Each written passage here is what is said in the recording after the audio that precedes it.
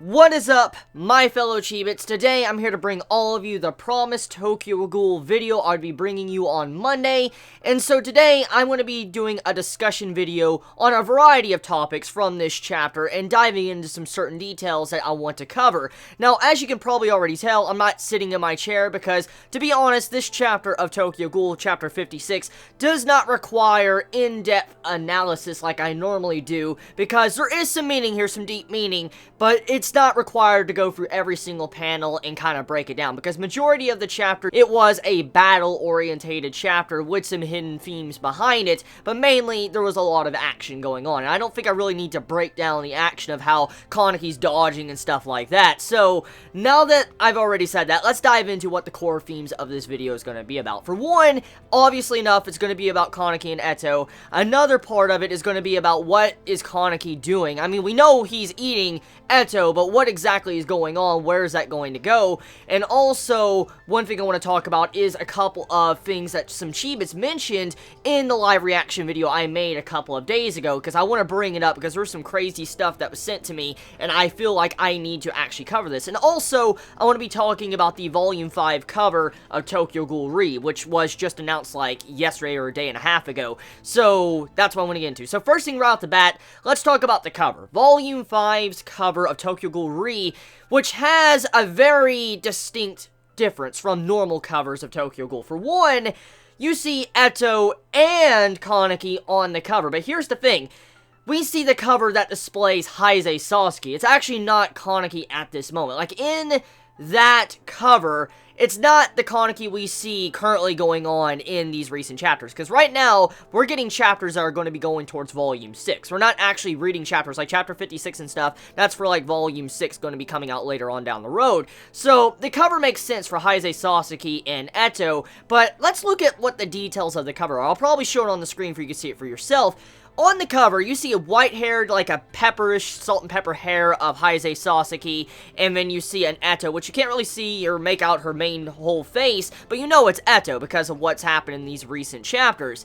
And it reminds you a lot of the cover of the original Tokyo Ghoul cover with Rize and Kaneki. If you go back to that volume 5 of Tokyo Ghoul, you see a huge similarity between these two covers. But what does this exactly mean? For one, the eye. The eye is what stands out the most. Besides the Eto and Kaneki ship, which is raging right now, which got split in half like a page later, let's look at the eye.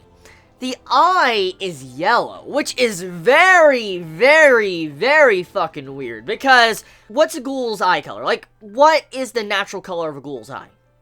Red. Okay, we all know that. We all have seen this. I mean, we've all seen pictures. We've seen, you know, cover pictures, all sorts of stuff of ghouls in Tokyo Ghoul. If you read the series, you know they have this distinct red eye, or red eyes, if you're not a half ghoul.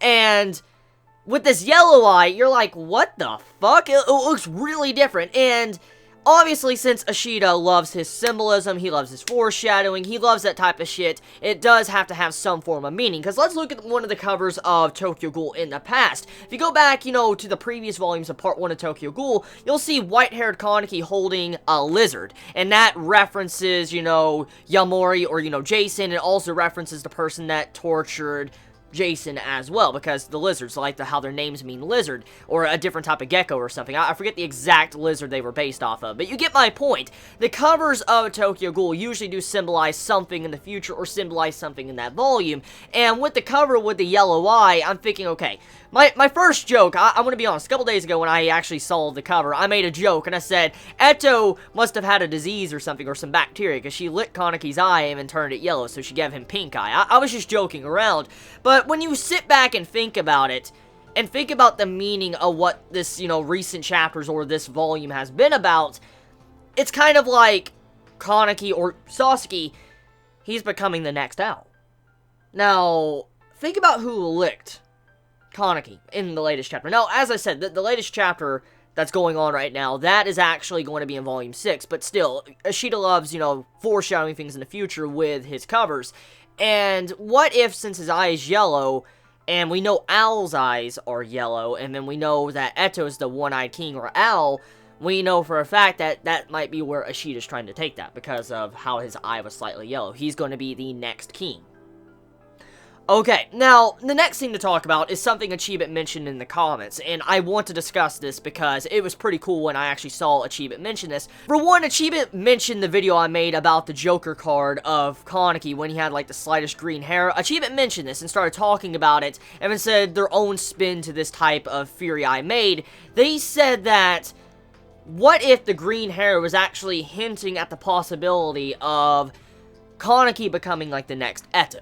I saw Chibi mention that in the comments. I'm like, whoa, whoa, whoa, because I'm thinking of, like, clowns and stuff, because it looked like clowns, and it might still have something to do with that, but when you think about the events of the latest chapters, and then how Eto's, like, confessing her love to Kaneki and gets cut in half, and then how he's, like, becoming the next king, you think about it and you're like, whoa, I mean, the green hair might be hinting slightly at that as well, but also there was another thing Chibi mentioned a couple of weeks back, and also on that video, which I want to mention as well.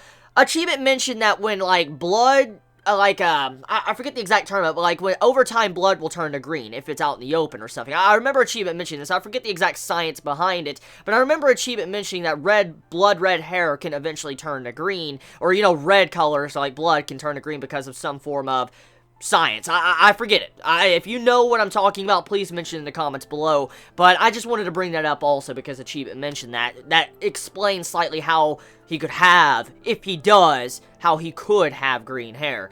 But anyways, back into the different subjects I want to dive into. Let's talk about, for one, what certain lines of dialogue were said in chapter 56. Let's look at the beginning when Eto was, like, talking gibberish and doing boogie woogie and shit. And I, like,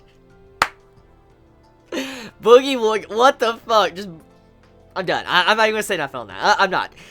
Eto was speaking a whole bunch of fucking crazy shit throughout the entire chapter, but if you piece it together, there is one thing that stands out, which I want to kind of really take note of. For one, you see Eto mentioning, like, forbidden fruit, and then apple, and different stuff like that. And what has Eto been symbolized to kind of be throughout this arc of Tokyo Ghoul? She's kind of been symbolized to be the devil, or a god, or the snake. You know, offering Eve the apple. Take the apple, take the forbidden knowledge. You know, Eto's been having this biblical symbolism around her constantly. And when you think about how she was saying the forbidden fruit, the apple, different things like that, and then you factor in what Kaneki is doing at the end of the chapter, just feasting on her, you see that shit. So, Eto, once again, proving that she didn't really die. She was just offering up the forbidden fruit. And what is this forbidden fruit, of course? For one, a kakuja. Now, Chibi mentioned this, and I was actually shocked when I saw this, and I want to just clap.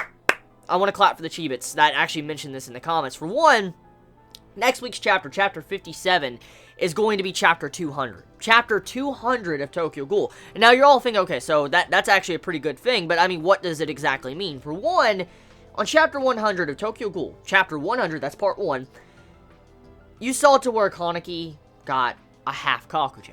We all know how Ishida loves having correlations with previous chapters in part 1 of Tokyo Ghoul. We've seen this many times. I've showed examples of it. And when you think about how chapter 100 was the half kakuja, and then next chapter is going to be chapter 200, if we piece all the chapters together, then it makes you open your eyes. You're like, holy shit, does this mean that Kaneki's gonna get a full kakuja? Now, we could already assume that because of him devouring this massive amount of RC cells, and we do know that Eto's kakuja is very different from normal ghouls because of the way it speaks, but also what it did to Noro and Karen as well, which is the main topic I want to talk about real quick before I get any further. For one, we know that Eto, there's no way she could be fucking dead. Like, there's no fucking way Eto can be dead. There's no way.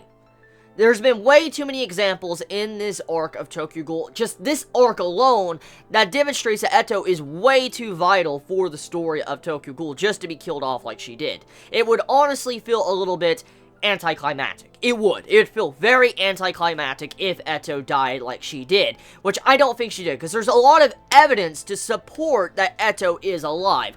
For one, what have we seen throughout this arc? From Noro and Karen. They can regen from crazy amounts of damage. I mean, fucking Karen had her head completely cut off and then reattached it. Nora was cut in half and completely fine. So, we've seen this crazy regen. Constantly. from what Eto has done to them. She has changed their structure inside their body. And we know it has something to do with Eto's Kagune, whatever she did to them. So with that type of regenerative ability, I highly doubt Eto, the one that gave them that, would die.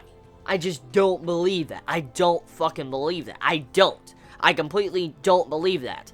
Because the way Eto was just falling and then laughing her ass off, like she was just straight up laughing her ass off as she was just falling backwards, there's just no way. There is no way. The way that went, there's no way she would die like that. Because we also know there's a lot of evidence to support how Eto has destroyed a lot of people's lives. And with this setup for Mashida, I just don't think he would kill off a character that has been wrapped around Tokyo Ghoul for such a long time. Because let's think about how long Eto has been in this series. You probably think like, oh, her first face reveal, but no. Eto has been mentioned since Chapter 1 of Tokyo Ghoul. Chapter fucking 1 of Tokyo Ghoul. There is no way in hell Ashida would kill off a character that is that vital to the overall plot because of the books, the Black Egg's Goat, to the different books Eto has written that we don't really know much about, to also the quote she says, and then also the mystery if she has met Kaneki in the past, and then also the families that have been destroyed. I mean, we know a lot of details, but not much at all, and with all this stuff wrapped around Eto, I just don't think that would be the end, GG, of Eto. Okay, next segment to move into. Let's talk about the event at the end, with Kaneki devouring the Kakuja, or the lower half of Eto. Now, say all the jokes you want. I know there was many saying jokes and laughing their asses off in the comments, which I was laughing too as well, but let's be a little bit serious here. Kaneki is eating Eto's Kakuja. We know what happens if you have too much RC cells. For one, if humans get too much RC cells, they get ROS, and the way that RC cells mutate into a Kakuja, it could also be a sign of ROS as well, because of too many RC cells, and then it forms and mutates into a Kakuja. And with Kaneki devouring this lower half, and eating something that has high amounts of RC cells, and quality RC cells, let's actually look at this real quick. What did Eto say to Karen earlier on in this arc? If you have great imagination and quality RC cells in a high amount, you can do stuff like me, like kind of like what Eto is doing. Now, what is Kaneki currently doing? He's eating those exact same RC cells that Eto was just flashing around like nothing. So, with that, it makes a lot of sense how Kaneki could possibly have a full Kakuja in next week's chapter. Now, what is going to happen to Ui by any chance? Well, we'll really find out how monstrous Kaneki is in next week's chapter. It'll finally determine how different he really is from any of the other personalities. We already know he's very violent and brutal. The way he cut Eto in half, this person he's admired since the beginning of the series, the way he did that was brutal. And it just goes to show you how crazy or different he is. But we're going to get to see how he acts to someone that is just a regular human. How is Kaneki going to look at this guy that sees him? And, I mean, to be honest here, with Ui, he's an investigator. He's actually supposed to stop ghouls. And so if Kaneki's eating someone or something, he's honestly supposed to kind of stop him.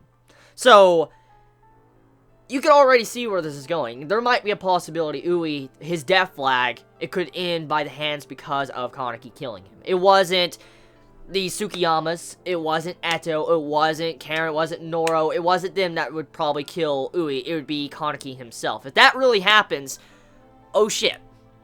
You wanna know why? Because who is the one that put the death flag on Ui? Arima. Arima put that death flag. Now, do you not already see the links between this? If Kaneki kills Ui, what is Arima gonna do? We already know Arima and Kaneki have a twisted relationship. We already know this, because what we saw a couple chapters back. But when you put this on top of it, oh shit. Oh fucking shit. So yeah, but we already see where this is going. This is not good. Not good at all. So yeah, I think I've covered everything I really want to talk about. So let me know your thoughts in the comments below. You all have a wonderful day or night wherever you live. Please be safe. Chibi out.